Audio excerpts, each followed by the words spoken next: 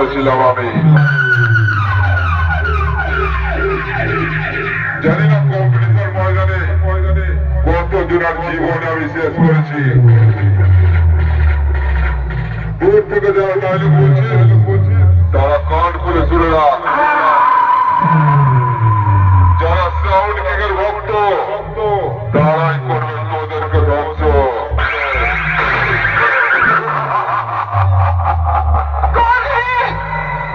এই বক্স কম্পিটিশনে কেউ যদি বলে এখানকার বাসদার নাম বল, তাহলে বুক ঢুকে জায়গায় দাঁড়িয়ে আমার নামটা বলে দিবি। সিরাজপুর পূর্ব বর্ধমান জেলার সাউন্ড কি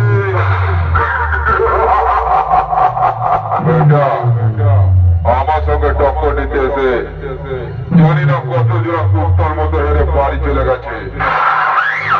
আমার সাউন্ডের সামনে বললে তুই কথা বলার আগে আমি তোকে এমন বেদ মারবো গোটা শরীর অসান করে দেবো, বোবা হয়ে যাবি, বুঝলি সালা।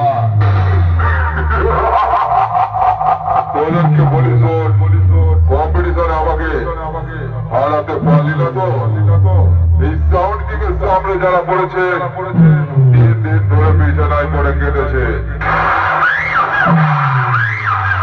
তাই তোকে একটা কথা বলছি শুনে রাখ, হাত মুখ ধুয়ে কাঁদতে পড়ে শুয়ে পড়। আর যদি আমার বক্সের সামনে আসার চেষ্টা করিস